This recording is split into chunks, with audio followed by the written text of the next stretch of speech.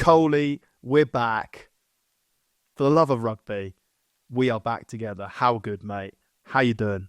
I'm good, thank you, Ben. Yeah, it's nice. Being back home, bit weird after a month, but no, it's good. I'm glad we are together again. It's like the good old days.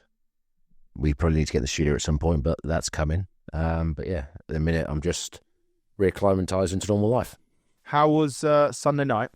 Sunday night was good. I had to be 24th man for the game, so I was sort of like the travelling reserve in case any front rows got injured. I've had to step in, so I went to the game.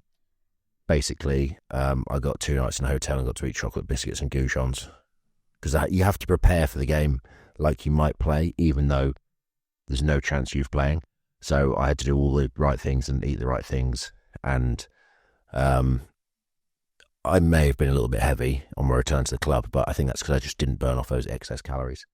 Did that. Sunday night, it's a bit weird. It wasn't a normal enter England camp, because normally, as you know, we say finish on a Saturday, you have a few drinks or something as a team Saturday night, and then you have a meeting Sunday morning, and then people disperse from there and have medical checkouts. But because we finished on a Sunday, I think the RFU's jurisdiction over us finished at midnight Sunday. So Monday, people were supposed to be back at their clubs. And I think some teams obviously playing on Friday night. Other clubs sort of said, we want our guys back home. You know, we don't want them hanging around in England, so we want them back home, or the option to go back home. So a lot of boys, I think, sort of who were playing had to train Monday. Some who obviously didn't play took off that night. Which is a bit weird, a bit of a sort of, not a sad ending to the camp, but like it's just a bit different in regards to people took off. However, I stayed, had a few drinks with my old mate George Martin. How's he been, mate?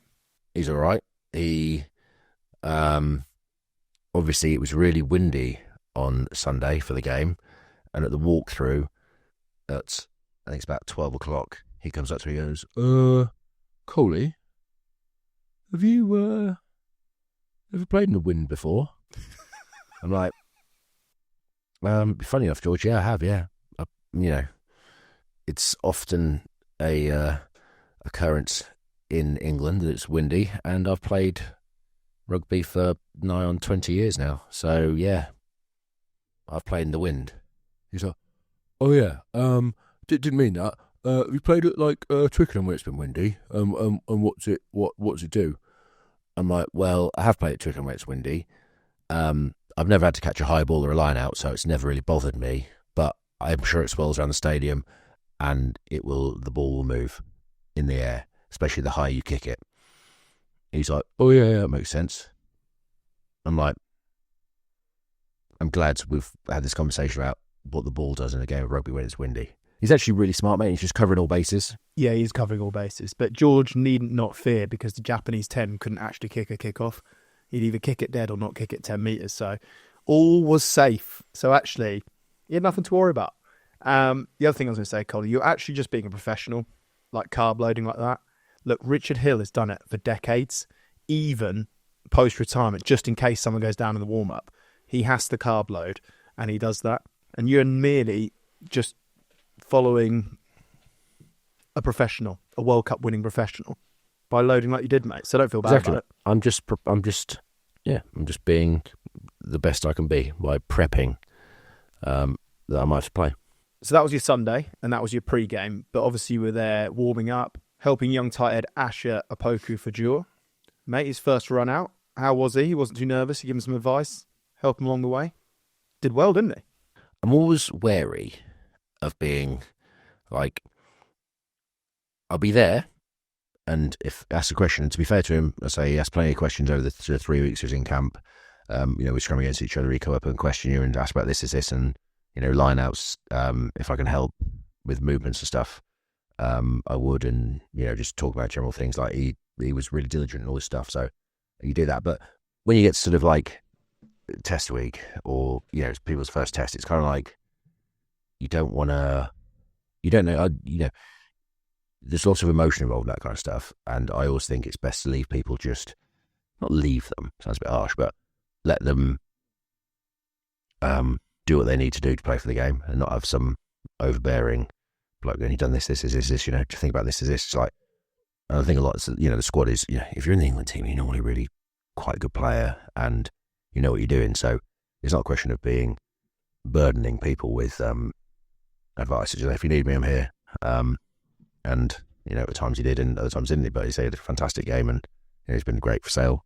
And yeah, he was, he's a diligent guy. He had a quality game, and it's good to see England developing depth. It's good to see England developing players for now and the future. He obviously came in, Coley, once Marler had retired and stepped down, and he came in as a loose head, but he can play both sides, which is something that we've spoken about on the podcast before with Joe Marler. Check out that podcast. It's one previously, a really enjoyable, insightful one about scrums, and not many people can play both sides.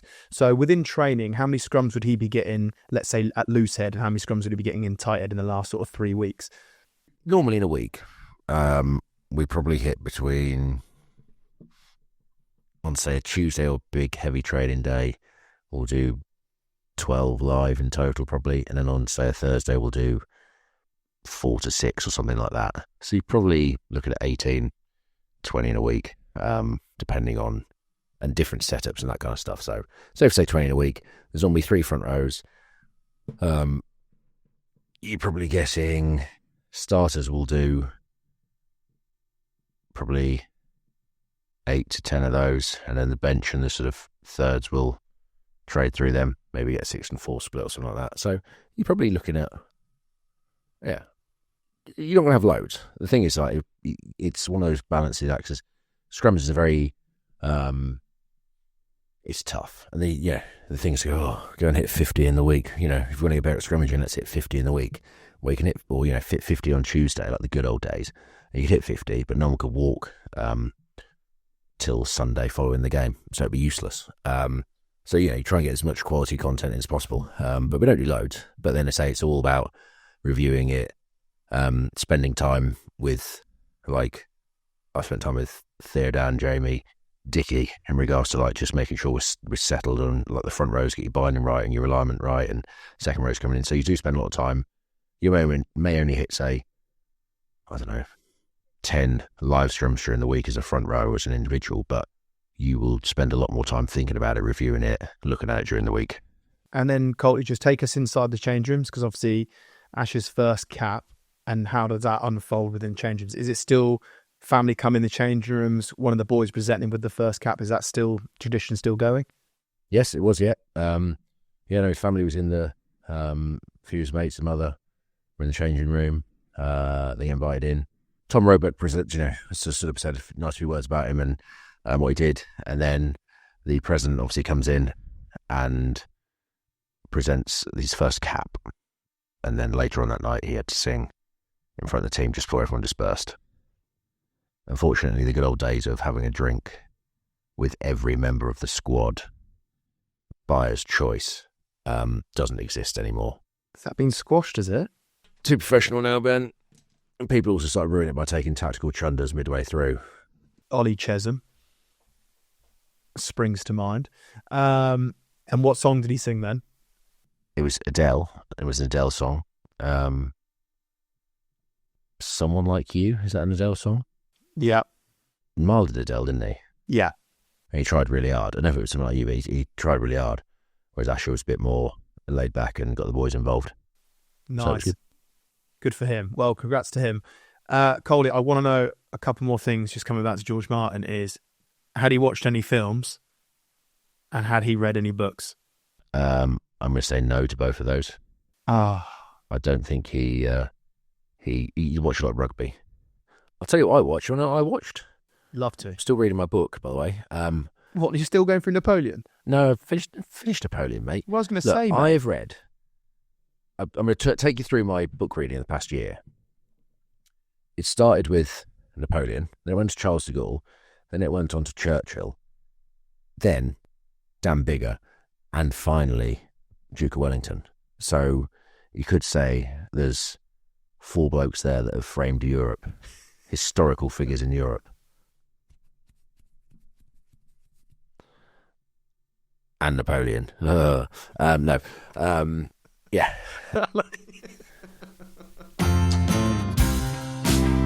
Coley, we have a message from Elle via the Google Forms.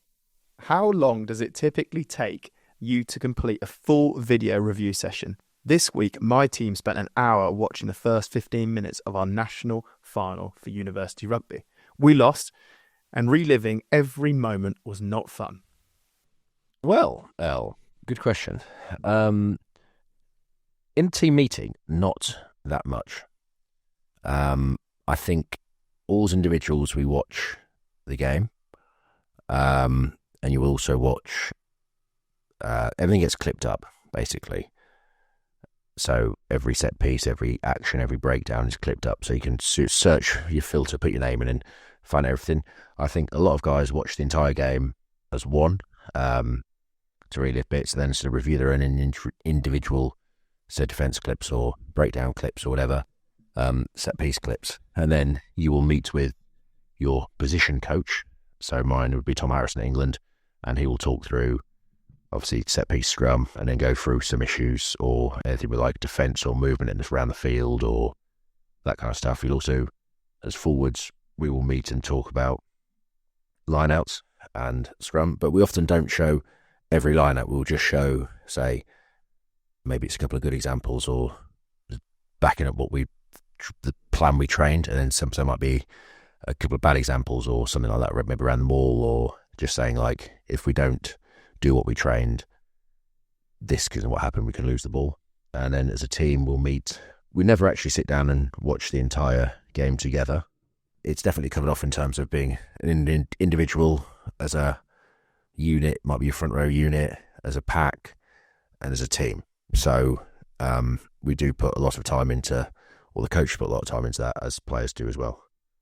But I will say there was a time when we, at Leicester, we had a South African coach, and we would all sit down, wouldn't we, and watch the game together from start to finish, and that could take 3 hours. I think there is no benefit in watching the entire game together as a team, because a lot of things happen as separate. Like you got backs and you got forwards, and some things, the only thing that cross over is actually like defensive sets and attacking sets. But in terms of like the line out, in terms of the kicking stuff, in terms of the catch pass, a lot of that's like picked up in your unit stuff. And in terms of teams, like you say, Coley, 4 or 5 clips. And also, if you watch the entire game, like if everything's important, nothing's important, like you need to actually have something tangible after to go, right, what are the 2 areas, maybe, at most, that we need to be better this week? Now, what one aspect of the game didn't actually deliver on, and we need to make sure it does. So you can't go after everything every week. It just has to be like small little gains and small little things. And you don't want to be bogged down by a review that's gone on for like 3 hours, you say, with a certain South African coach, and the boys used to turn up the heating in the room as well, and Boris Stankovic would often nod off, which is genius. And spring into life. But yeah, you just need 2 or 3 things that you can, as a team, can actually, that's tangible, achievable, and you can go after on the training pitch straight away. But to watch the entire game, reliving every moment, I think it was pretty painful and boring, to be honest here. So sorry you had to endure that. Tell your coach, that's not probably the best way to review a game. Yeah, that's kind of stuff where it's probably more the emotion of the coach. And we've never reviewed a final because you often just piss off the week after the final because it's the end of your season. So we've never reviewed a final. And it's like, yeah, sometimes that the emotion of you've lost, and like you can't have it back. There's lots you could do better, but like, what's the point? But just hammering home the emotion isn't really. I don't think that's how people operate nowadays. And we review training as well, so it's not just a game that we go over. Like training's reviewed, you say, in mini groups, individually. We're fortunate. So anyway, hard luck on losing the final, and I'm sorry that you had to relive it.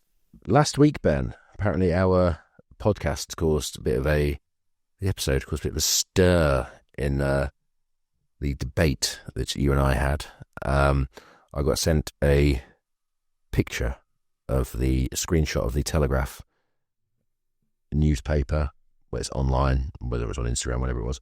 But it said, Telegraph described it as the fiery debate that split England in two. Oh. Prop involved in fire exchange with former teammate Ben Youngs on Pairs podcast. I don't think, right, I think there's a bit of hyperbole there. I don't think the country was split in two about the podcast. I know there's been a lot of flooding recently, but I don't think the country physically split in two. I don't think the people in the country took sides. Who's with me? Everyone went to Norfolk, that's on your side, and everyone came to Leicester, that was on my side. That never happened. So I think that might be a bit of overkill. But I will say, I've had a lot of good comments, I think, around our podcast, just in regards to basically, and a lot of people have been like, oh yeah, you listen to the podcast, everyone always agrees, and it's actually quite nice hearing you two disagree and argue, and yeah, I learned something. So I think the podcast went down all right. I was probably, not that I'm going to defend myself, but having lost a game again, and we did it the day after the game, I was probably quite emotional and cheesed off, and that probably came across. And but I have found with these things, again, this is another rant, is people, I find a lot of people, well, there's a lot of people, but if you think England were crap, you probably listened to what I had to say and just thought, oh, he's making excuses. If you think England are trying to be positive and that kind of stuff, you listen to me and go, oh, yeah, there's a reason for it. So I don't know how many people I swayed in my debate, but I know there's probably a lot of people that just used our podcast as probably facts to harden their own positions in what they do, which is fine. But I thought it was an interesting debate that we had, and we've put it out there, and it's out there. Yeah. Well, it was good, mate. And how fortunate are we that you're in camp, you're like living, breathing it every single week, and we can give the listeners access in that. And it's not particularly it's not something that we want to do on the regular in terms of me literally badger you with questions, but you know, we've got fantastic listeners. Like the pod is so well supported. There are questions that people have, and I have to ask them. And you absolutely answered them, and I asked them. And all in all, there was a very positive outcome. I think people appreciated your honesty, Coley, and your like there was fire in the belly, as you say. You came out swinging, mate. I'll make no apologies. No, you shouldn't. Make no apologies for defending the team. I think anyone who is in the team like defends it, and you know, you can be honest and still defend what you're doing, because I fully believe in what England are doing and the journey they're on, and I think there is no shame in. There are bits in those games you want back, but there's no shame in maybe the Australia game. There is probably some shame, but losing to New Zealand and losing to South Africa in the manner we did, like, yes, we can be better. I fully admit that, but there's still two of the best teams in the world. So, and I will defend England to the hilt, whether I'm in the team or not. At the same time, the only thing I would say, not take back, but I said that if I knew the answers, we wouldn't be in that problem. And that would probably could be, what I will say is the coaches have given us breakdowns of what happens in the final 20 minutes in regards to how we play, and with evidence backed up in what happens to our team. And sometimes also set piece completion goes down, movement of the ball goes down, and bits like that. And the coaches have explained that to us and put it to us. And I probably didn't do a good enough job in that podcast of saying the coaches have given us solutions. What I'm saying is, I don't know why we as players are not putting those into the game, if you know what I mean. So as I said, like, I don't know if I knew the solutions, we'd win the games. It's probably more that translation of we're being coached to what we do on the field. It's more that as players that we have to take responsibility for and do. You're right. You're always going to back up the team and defend it, and rightly so. And I'm always going to ask those questions because I want England to be bloody awesome as well. So all in all, mate, great response from that. And up the pod, up us. Just we don't want to split the country in two again. Oh, God forbid, mate. Have you checked the mailbox? Because we get inundated with people and questions and fans in a lovely way. The email inbox as opposed to my actual mailbox. Yes. Because I checked my mailbox today, actually, and I got called up for jury service again. And I had to email them saying, I've already done it 3 months ago, and they let me off. So, interesting fact for you. They just want your wisdom in the courtroom, mate. Right, I obviously did a really good job last time that they decided I'm a great juror and I'm just a fair guy. So they want me back. Right, we got it. Yeah, I have checked the email box, and there's one from Tom. It says, from England fan Tom. On a recent pod, Dan said fans don't care as long as we win the World Cup. I really don't agree with this. I would much rather see a more consistent England team that is competitive at home. I think we've been unlucky at times. I hope we can turn it around in the Six Nations. I think fans will begin to lose patience, especially with the prices being charged to watch a game. Tom. My first thought, without being sarky, is you want to see an England team that is competitive at home. I would say the previous 4 games have all been competitive. Well, I haven't lost a couple, but they were competitive. I can't speak for the prices, but yes, I know that has a big effect on people, especially in today's day and age. So you can fully understand some people's frustrations paying lots of money for, ultimately they want to see England win. But, again, you hope people can see progress in the team. And in an ideal world, right, yes, you want England to win every game because you're an England fan.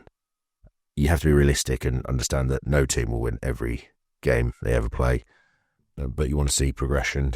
And ultimately, as I said before, if England win the World Cup, I mean, I can't remember in the lead up to 2019. Well, I can't remember the first Six Nations, but I couldn't tell you any of the games we played. We lost to Wales away, didn't we? Wales won the Grand Slam 2019. We lost to Wales away. Oh, and we drew with Scotland at home. Yeah, but I'm saying but I'm saying 2016 we did the Grand Slam, right? After that, we went on tour to Australia and won. 2017, I know we lost. Do we have autumns? We had autumns. Couldn't tell you who we played. We lost to one in the Six Nations. I couldn't tell you any of the other games. Well, I can tell you the other games because they're obviously the Six Nations games, but I couldn't tell you the results on them, apart from the fact we won. You know what I mean? And would I have given losing one of those 2 games to win a World Cup final? Yes, I would. So, it's, I think my point is semi-valid. It's just frustrating, but I understand. Totally hear people's fans' frustration in regards to, you pay good money, you want to see England, yes, be competitive, or put in a show and ideally win. But unfortunately, sport is sport, and you cannot guarantee that.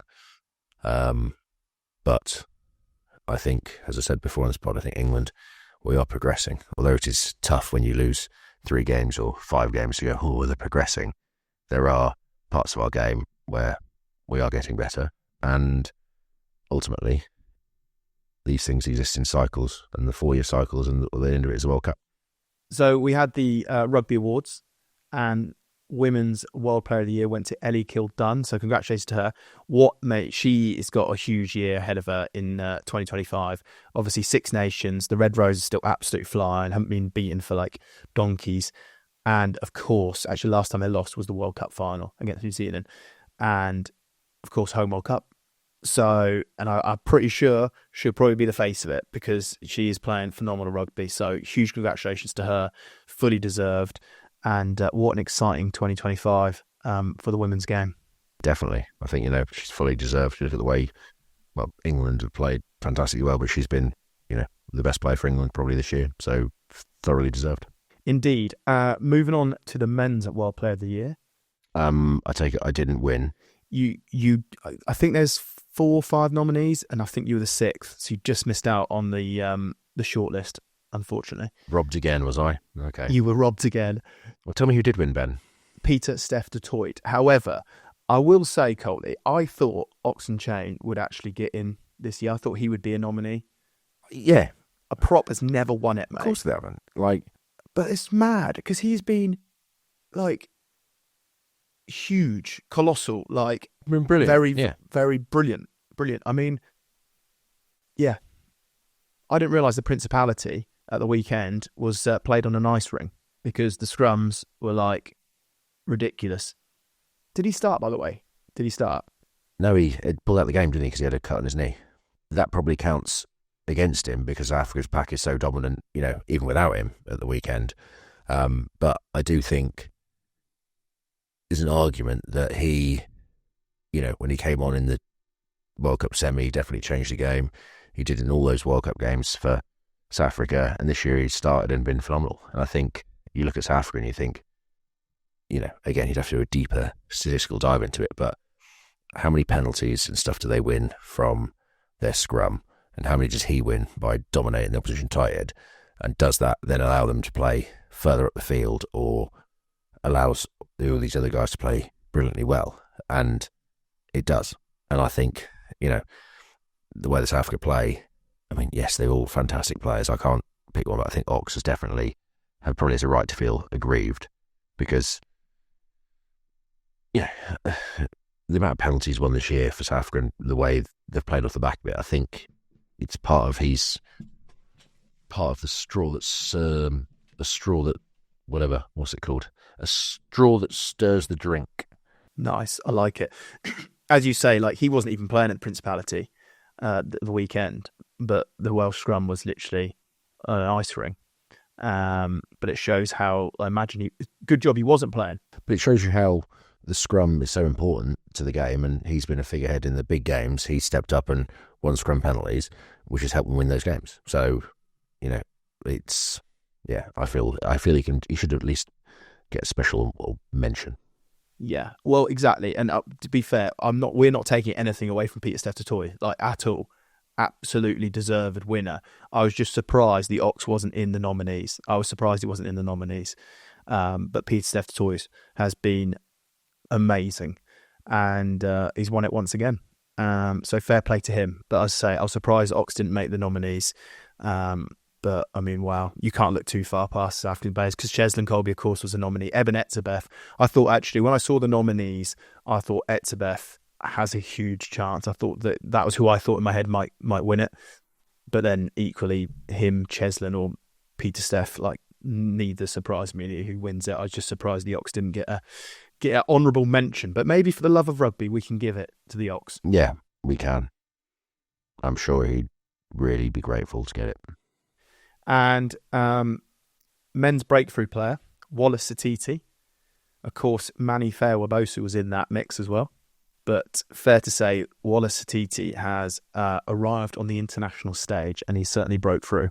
Well, yeah, Wallace has been phenomenal. I think you look at that team, and I know he probably hasn't started every game, which would count against him for the main award, but he's been fantastic in the bits that he's played, and he definitely brings he's an exciting player, and he's come through this year, and again, fully deserves the award.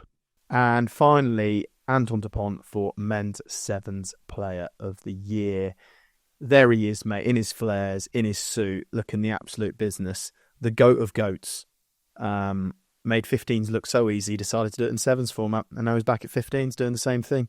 Absolutely carving up. So, congratulations to all those.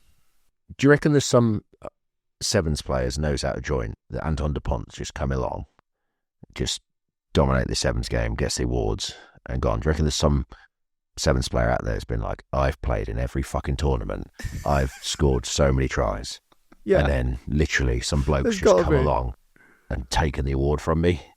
Must be someone's aggrieved. It's got to be, Coley, because someone's going to be sat there like, this guy's just made it look piss easy. It's a bit like Joseph Suaaliti, mate. Like, the guy basically first game of union, like, professionally, is against England at Twickenham, and he's basically like, don't see what all the fuss is about. This game's really easy, and just absolute carves up. Like, you're just like, hang on a minute, where's this bloke come from? Make us all look totally incompetent. And we know hard seven, like this fitness in sevens and the graph they do is disgusting. And what it's like, he's done that since like, I don't know, say 18. He's put in years of graft, and then Dupont just comes in. I mean, Dupont doesn't graft, but like just comes in with it's just brilliant. And you're like, well, I mean, he should have been me. Could have been me. He literally went European Cup win, top 14 win, and do you know what? Home Olympics, why not? Let me stub my cigarette out and get out there, roll down my socks, hold my beer, off I go. There we go. There's the gold. Oh, and now I'm back to the 15s. Cheers. tearing up. Yeah, so if there's any Group 7s player out there, email us and let us know. So if you are that Sevens player that's played it for years, maybe even a decade, and you feel totally robbed, you can come on our show and we'll blur your face out. We'll change your voice, and we'll do an interview. You can basically absolutely sap about how you were robbed. We're here. We're here for you. If you are that guy, we are here for you. Yeah, because, you know, we've all been robbed of World Rugby Player of the Year awards, so we're here for you. This weekend, Ireland, Australia. It's coming. It's the only game that's on, I think, because the Premiership's going to be back in full swing. So the international season is Ireland, Australia.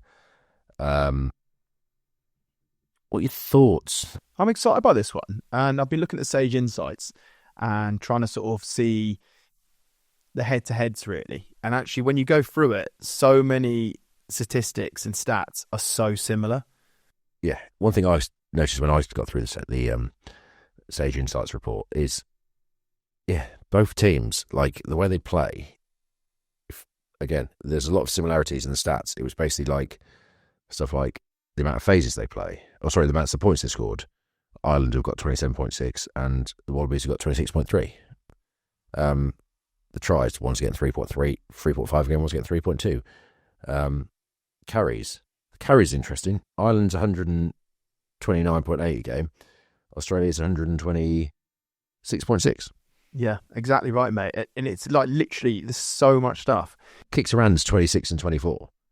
Tackles, 158 to 161. Missed tackles, 22, 22.6. It's amazing how tight, when you look at the Sage Insights, they both are, Coley. And it's almost like, has Ireland still got so much what Joe Schmidt put in place for Ireland over the years? It's still sort of in there. And then Australia, obviously, evolving under him. But the last 3 times these teams have met, Ireland have won. But the margin has only ever been by 3 points. So there isn't much to separate them. So I'm actually excited by this. Australia, of course, all eyes turn towards the Lions in the summer. And I think if you're Australia and you get the scalp of Ireland away, I think that sets them up brilliantly for the summer. I think if Ireland beat them, but the game's tight, I still think Australia probably leave the Northern Hemisphere happy with their tour, I think, by and large. I think if Ireland for me, are tipped as favourites because they're playing at home. I think by and large, Australia leave the Northern Hemisphere tour, then going into their off-season, their break, pretty happy with where they're at as they set up for the Lions. And I think Ireland, given the continuity, given the fact they've got some games and minutes under their belts as a team, I think they've got enough to win this weekend. I expect Crowley to go back in at 10. There was obviously a lot of chat about Pendergrass, but I don't suspect he'll start this one. Crowley, for me, is the 10 at the moment, holding that jersey. So he slots back in. And there's rumours that Joseph Suaalii, after absolutely banging Tuipulotu, which was a hell of a hit, I'm hearing a little whispers that he's actually going to be all right, that he's turning it around, and he could actually play. Well, it'll be interesting to see what they do. It'll be interesting to see what Australia turn up, because I think, like, you've been on tour for over a month now. You had a massive emotional win against England. You backed it up by smoking the Welsh. And then last week was probably a bit of a... You can see Australia being disappointed, like just defensively. They weren't at the races in some regards as much as, you know, I'm pretty sure there's Scotland, some good finishes, but Australia probably were disappointed in their defensive effort. And it's sort of... I mean, there were some comments that it was like an end of the season run from. It would just be interesting to see if they can then go, actually, that's just a blip. And then Ireland, you know, they might have not necessarily been focused on Ireland, but they want to end the season on a high, and they regather themselves. And that game against Scotland, they kind of go, look, we've still got work to do. Let's get after it. And actually, they blow the doors off at Ireland and just throw everything at them, and it could be a great game. The special mention is Cian Healy, who has the opportunity, potentially, we don't know the teams yet, but he could win his 134th international cap for Ireland this weekend, surpassing the great Brian O'Driscoll and becoming the all-time Irish men's most cap player. That is a top effort from a loose head. Oh, yeah. No, that's... I'm playing against Cian for Leicester Academy he came across with Leinster Schools, I think, so he would have been 18 or 19 years old. And we played through then. So, yeah, and so he played in those great Leinster teams that won European Cups in, I want to say, like 07, 08 kind of era. And yeah, he's played 134 games for Ireland. And he's played a lot for Leinster. Yeah, it's a fantastic figure for him. And so he becomes actually there's only one prop with more caps than him in the world game, and that will be James Slipper, who could potentially play his 143rd game for the Wallabies at the weekend, which then puts him on the 4th most cap player of all time.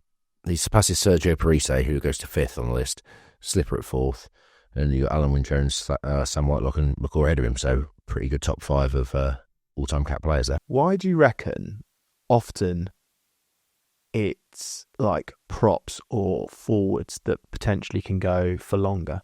I don't know. Maybe front rows you could probably say because you likely play 50-30 or 60-20 minutes. So in some regards, you're not doing 80 minutes week in, week out like some players are. You could do a Six Nations on the bench, get 5 appearances and actually play less than 80 minutes in some regards. So that possibly, I think, as in regards to your sort of second rows and stuff, a lot of them are just, I think, freaks in regards to A, really good players, but B, physically put together so they don't, because I've played with second rows and I think second rows probably have the hardest physical toll on them in regards to, like, you're getting lifted, you're landing in the line-outs. Every time you land, you're coming down from a height of, 6 foot or something like that, landing on the floor. You've got to push in scrums, which is tough. You've got to run around like a back rower. You're charging kicks down. You've got to pick balls. You're normally 6'5" plus, and you're expected to pick balls off your toes. I'd say second row is the hardest position. So those guys are or most physically demanding position in regards to doing everything. So I'd say those guys that have done that for their teams, you think are freaks. Anyway, talking of front rowers and longevity, we actually have a question from Faye. If the Lions could only pick props, who would be the starting 15? Oh, Faye. It is quite a hard task. Right. We're going to just do this quickly off the top of our heads. I think we should we have 4 teams. We have 4 props have been involved in each of those teams. So we've got 16 players to pick from, just from, this weekend's games. Let's just have a couple of wild cards just in case as well. Yeah, have wild cards lined up. I'm thinking, off the top of my head, what positions could we have? Well, Genji said he wants to play on the wing, so we'll stick Genji on the wing. He came on the pod and said that he wants to go on the wing. Yeah. Will Stewart threw like a ridiculous pass at the weekend, so maybe he should play and ran a tight line, so maybe we should put him at like 13. I'm thinking Ireland. Tig didn't play at the weekend, did he? No, but let's put him in. His ball handling. We'll play him at 10, shall we? Yeah, let's shove him at 10.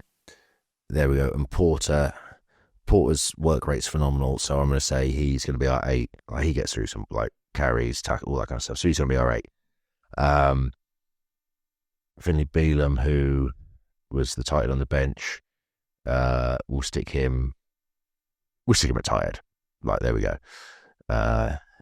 His work rate's been phenomenal as well. Then we go to say, I know there's a couple more on the bench for Ireland, but they're young guys. Who are the tallest props? We need tall props in the engine room, mate. Tall props. You're quite tall. You might have to go in the engine room. Right, yeah, I'll put myself in the engine room. Are you packing down loose head or tight head? No, I'll be on the tight head, mate. I've got some pride in me. Then we've got... let's go to Wales. Nicky Smith. Nicky Smith can jackal the ball. Nicky Smith, loose head. We'll put him at open side. 7. We'll go Archie Griffin. We'll stick him in the row as well. He got through some work at the weekend. He made a load of tackles, so we'll stick him and me in the engine room. Boom. Hooker, Cian Healy. Cian Healy hooked for Ireland against, was it Italy or Scotland? And they won 2 scrum penalties with him in hooker. So Cian Healy can play hooker. And he's probably thrown into a line out at some point. I was thinking Marler, given his throw-in he did against Scotland up in Murrayfield. When... And he could hook it with his nose.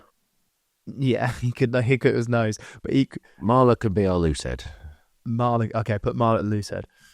Yeah, just because we want him in the team somewhere. And we can. And we will. So we've got Marler, Kean, we've got Marler, Healy, Beelum, Cole, and Griffin in the second row. Open side, Nicky Smith, Porter. I think we need 6. If we go for Fagerson from Scotland, he had a phenomenal work rate at the weekend. He could be 6. He can tip breakdowns, gets around the field well. So that's our pack completed. We need a 9. I would say Finn Baxter, mate. Good skills. His dad also listens to the pod. So big shout out to Mr. Baxter. I reckon we shove him at 9, mate. He's got lovely little skills. Obviously plays at Quins, of course, as well. So his catch, pass and distribution skills are very good. So he can go 9. He's got 9. 10 is going to be Tyke Furlong. 11 Skenge. 12 we need an inside centre. Should we go Schumann of Scotland? Schumann. Yeah, he can play 12. Get him in at 12. He carries a lot. He carries a lot on the point and stuff like that. He carries a lot on the arrowhead, so we'll get him at 12. We've got Stewie at 13. Now we've got a back 3. Now this is going to be quite hard. So we've got winger and fullback together, isn't it? Trying to think of which front row's ever caught a high ball. What about Asher? Let's put Asher. Asher on one wing, mate. Because and he's young, he's like 20, so you can just tell him together. It'll be fine. So he can go one wing. So then we need a fullback. We could go Will Hurd from Scotland and Leicester. Yeah.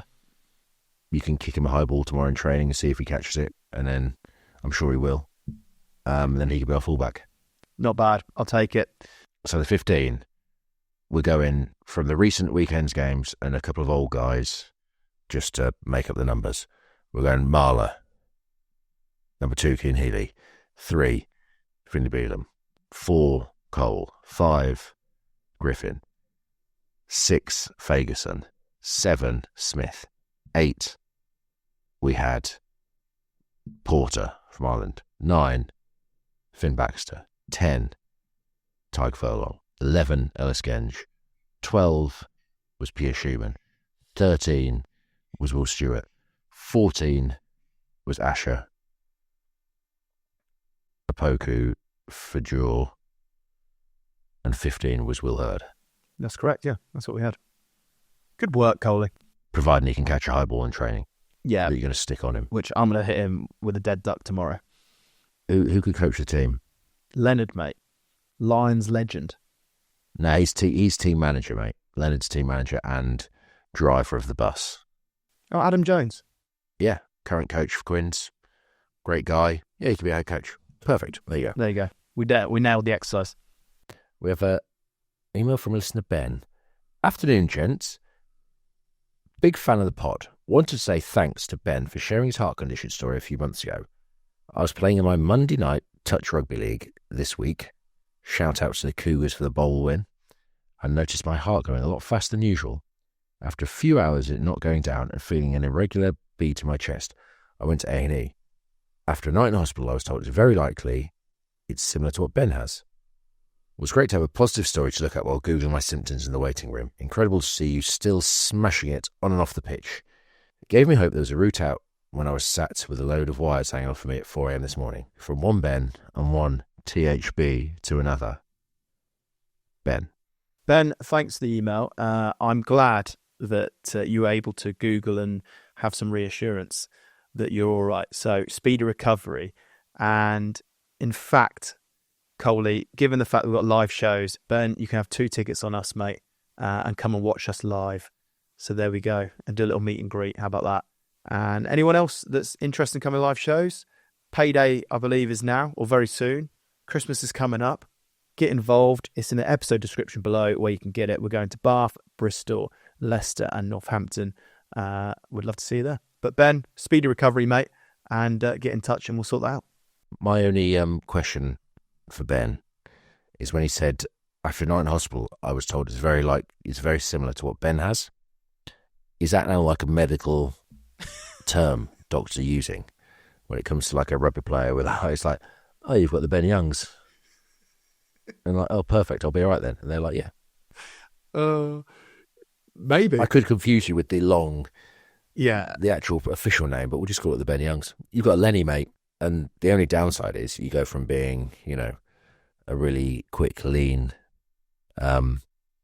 scrum half into more of a power scrum half that's good at jackling. So pros and cons, mate. I'll take that as a compliment. Thanks very much for that, mate. And I'll see you Monday. Everyone, thanks for listening. Thanks for watching. And we'll speak then.